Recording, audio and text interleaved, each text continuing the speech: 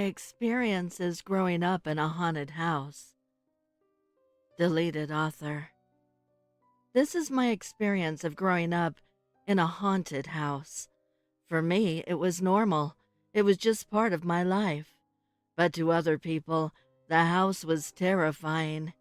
It was decorated almost completely in Victorian antiques, and the front of the house was encased with a rusty old iron cemetery fence. So right off the bat, it was bound to come off as creepy. In the house, I always felt watched. There was a hallway that connected all the ground floor rooms, as well as a staircase that went up directly to my room. This hallway always had a weird energy to it, like someone was standing in it. I can't explain it, really. It just always felt like someone was there. And you'd constantly look over your shoulder at the doorways behind you. It was especially hard getting to sleep, and I was paralyzed by dread each night. Beyond this feeling, I had many odd experiences as well. I had a Barbie washing machine that randomly turned on in the night on 3 separate occasions. Another time, right as I left my room, a radio I had never used turned on, playing opera music. On another occasion, a friend and I were in the basement, and I heard creaking sounds of someone walking up and then back down the stairs, but no one was there. My phone disappeared twice, only to reappear hours later in the middle of the floor. And once while sleeping, a random voice shouted in my ear to wake up because my mom had forgotten to wake me up. And it was true. She had. I also had an auditory experience, once of a cat. I was home alone watching TV when I heard purring behind the couch, where my old cat had always hung out. The purring came around to the front of the couch and then by my ear, as if a cat was nuzzling me, but nothing was there. However, it gave me a very peaceful feeling. I saw 2 apparitions while living in the house. The first was when I was around 10 or so. I woke up in the night and saw a girl just standing there. She was wearing a Victorian-style nightgown and had long hair, maybe around age 5 or so. She was staring straight ahead and was transparent, but kind of glowing blue in the moonlight. She walked over to my stuffed animals I had right next to my bed and started touching them.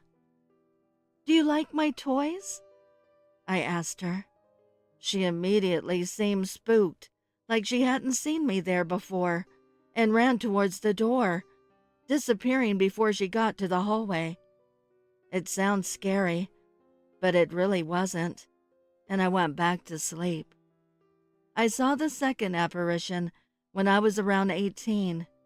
I had dropped a friend off at her house that night and returned home to see a figure in the kitchen window overlooking the front of the house. My mom usually stood in this window while doing the dishes, so I thought nothing of it at first. But as I got out of the car, I realized there were no other cars, and my parents weren't home.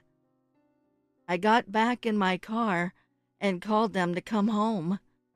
I didn't get out until they returned, and of course they just laughed about it, not believing me. Over the years, I had many other unexplainable experiences, many of which were witnessed by other people. These experiences followed me to my workplaces and my first apartment, but then stopped immediately when I moved out of state. I'm grateful that I can finally be in peace and not look over my shoulder constantly. It's definitely stressful growing up like I did.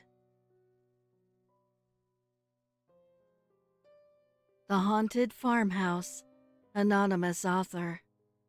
It all started in the 1980s when my husband's family moved into an old farmhouse. It was one of those dark, dilapidated ones you always see in movies about the paranormal, but they are quite common in the rural Midwest town he grew up in. According to his father, the place had served as a stagecoach stop at some point, but later was just a family home. It was 2 stories with a smaller little house on the property as well. My husband's sister's room were upstairs against the attic portion. And when my husband was born in the 90s, his room was at the bottom of the stairs. Often as a child, he would fall on those stairs. It could just be poor balance due to being young, but he always felt like something was pushing him, and he was scared of those stairs that bordered his room. On the same level of the house was his parents' bedroom. They would often hear inexplicable sounds in the night while they were trying to sleep. One sound that was that of marbles. It sounded like they were rolling across the floor above them, but seemingly without the barrier of walls. They would just roll on and on for what seemed like forever. The other sound was the log sound. Often, it would sound like large logs were hitting the roof and rolling down, but whenever they checked, there was nothing to account for it. Up in the middle sister's room, toys moved without explanation. Several times, she would complain about mice moving her toys. Once his mom went upstairs to see a Barbie car moving around as if guided by an invisible hand.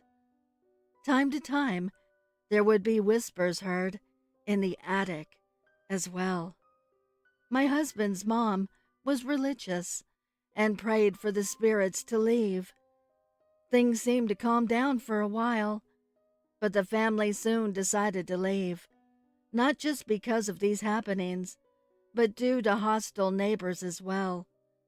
After moving out, another family soon moved in to rent the property. A while later, his mom ran into them and struck up a conversation about how they were adjusting to the home. Apparently, they had been hearing constant whispering in the attic and had confined themselves only to the bottom level. Whatever my husband's family had experienced had gotten much worse since the new family moved in, to the point where they refused to use half of the house. Over time, they spoke less and less of the house, but we do have several hundred photos that were taken when they lived there. Weirdly, all of the photos are very dark, and double exposures are very common, but weirdly, only happen in photos that the middle sister is in. I'm not sure exactly what went on in that house, but there was definitely a lot of creepy stuff going on there. My poltergeist and moving object stories. Deleted author. I've had a lot of paranormal experiences in my life, so I figured I'd share a few. This is a collection of what I'm labeling as poltergeist, moving object experiences. I'm curious if other people have had similar things happen. Childhood home experiences. I grew up in an old house with Victorian-era antiques that was a couple of blocks from an old cemetery.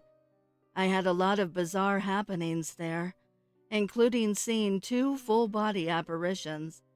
As far as poltergeists, though, here are the things I experienced. Number 1. I had gotten a weird little radio from selling magazines for my school as a kid. I never used it. It was just one of those things that I chose to use up my points I had earned from sales. One day, I left my bedroom and headed down the hall. Out of nowhere, the radio turned on, blaring opera music. Again, I had never used it. It was switch operated, and somehow the switch got turned on. Number 2. I had this cool Barbie washing machine from 1991. It had buttons you could push to make it turn on, which would make a loud noise. Several times throughout my childhood, it turned on in the middle of the night. I thought maybe it was just old, but looking back, it was weird. It went on out of nowhere, and that it only happened around 3 in the morning. Number 3. On 2 separate occasions, my phone went missing. Before anyone thinks, sure, that happens, it wasn't that simple. Both times, I had been reclining in bed with the phone on the dresser next to me where I always kept it. Both times, I had left to get a snack and had this weird feeling come over me that my phone was missing, which only happened those times. Both times, I couldn't find it, and it showed up in the middle of the floor hours later. No one had been in my room either time. Thrift store experiences. A job I had. Number 1. There would often be knocking with no one there. This happened usually before and after hours at the donation door. However, when we would open the door, no one would be there. It absolutely terrified my boss, who was a very religious woman, and admitted she was terrified. Number 2. Every night, there would be loud sounds on the roof. This would also occur right at closing, like clockwork. It sounded like footsteps sometimes, and other times like heavy banging. We even went out to make sure no one was on the roof, and no one was. Number 3. One time, I was there shopping on my day off. I started talking to a regular customer who was maybe 10 feet away. Out of nowhere, my eye was drawn to a random glass teacup on the shelf, and a couple of seconds later, it flew off and shattered on the ground. No one had bumped the shelf, and it was just one of many in a set. It traveled out 2 feet and towards me 3 feet at an angle. I don't have an explanation. Retail barn, farm experience. Another job I had. Number 1. There was an upstairs mezzanine overlooking the barn where we sold home goods and jams, and we would often hear footsteps walking back and forth up there. But no one was there. Number 2. Once, while working alone in the barn, I was carefully hanging up ornaments on a very heavy display with a sturdy base. I had moved it to be centered between 2 pillars and put the last ornament on a display peg. I then turned to walk away, and the whole thing moved about 2 feet towards me. The ornament started flinging around like something had pushed it hard in my direction. I knew the distance it traveled because of the fact that I had centered it before putting the ornaments on.